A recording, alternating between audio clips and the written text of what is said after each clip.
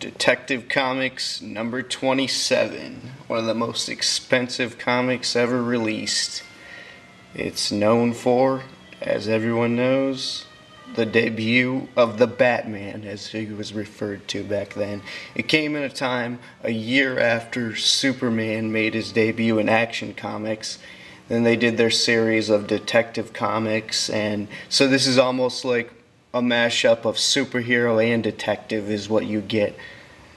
And it's got that 30s, 40s gangster film feel to it.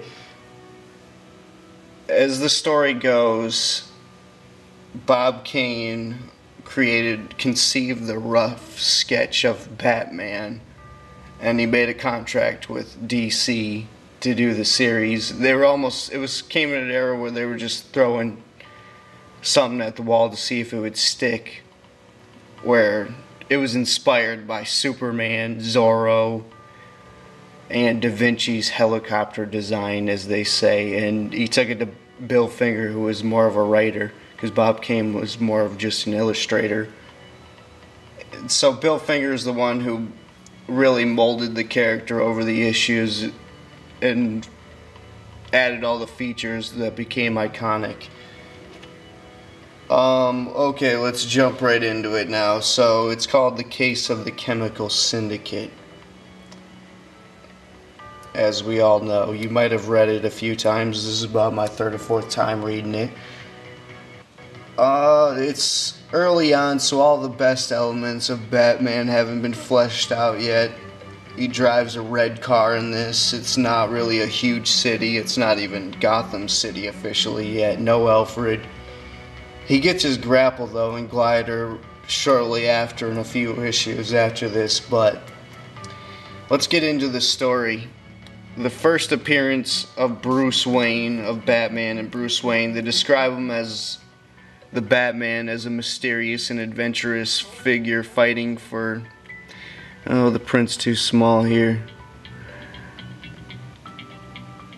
Let me just whip out the comic book and go over it. I'll read the full intro. The Batman, a mysterious and adventurous figure fighting for the righteousness and apprehending the wrongdoer in his lone battle against the evil forces of society. His identity remains unknown. So this was like an anthology series, and this was just one of the stories out of Detective Comics number 27. And they portray Bruce Wayne early on as a socialite who's more worried about getting home and eating his expensive curry. And he's actually in the same room of Gordon's office, and they're smoking pipes. And Gordon gets a call, and this kicks off the story about how they find a chemical industrialist apparently died in his home.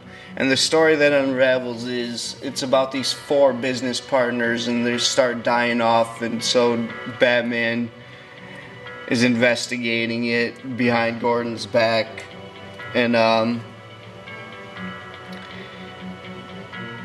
oh wait, where was I? Okay, so yeah, he's investigating it, and they don't really make it clear whether it's illegal chemical operation or if it's legal. But so the bosses start dying off one by one until Batman finally catches up with them, and we get a brawling, tackling Batman. He tackles goons that try to shoot him. He doesn't go out with a gun in this. I don't know how he got that stigma, because the first dozen issues he doesn't use a gun at all. It's more intended for the martial arts. He's already primed and in his primed, and he doesn't go out arrogantly to take down these detectives. Like, he's been seasoned. And before this, Gordon mentions that the Batman has been a real problem, or they want to get a hold on who he is, so that he's done this before. This isn't his first appearance. This isn't his first night out. And so we get the main villain is Alfred Stryker, the first ever Batman villain. He's one of the bosses. He ends up trying to kill all the other bosses so that he could take over the business for himself, obviously. Then the Batman catches up with him and his goon Jennings, and he ends up at Stryker, as you can see up here to the top left, ends up trying to shoot Batman. Batman just takes a left hook, Indiana Jones style, on him, and he falls in the vat of acid, ironically. And like any police officer would do, he defused the problem at any means necessary. You see, Batman has gotten soft over the years. Like, he would do whatever it's need to be done. It was an era that you had to write that way to get readers too. Oh man, the golden age was amazing before the comic book code. Then Warner Brothers, they did it right the first few times with Burton. It wasn't just Burton. Burton was just the director. It was a whole team of collaborators on that project that brought out the best elements of Batman. That's still not perfect, but it's the best version on screen that we've seen. But everyone's gotten soft over the years. Lou Piniella gotten soft over the years. Dennis Rodman. What pisses me off, 710's pissed off videos have gotten softer over the years. And Warner Brothers has made Batman soft to the point where they think that's the real Batman. And he shouldn't do that at all. He shouldn't kill anyone, should he? Not. But whatever, it's all for the money. Nowadays, everything's filtered. It's more about the dollar. He has so much a reputation that he sells. All you have to do is slap the Batman name on it, and look at what they put out.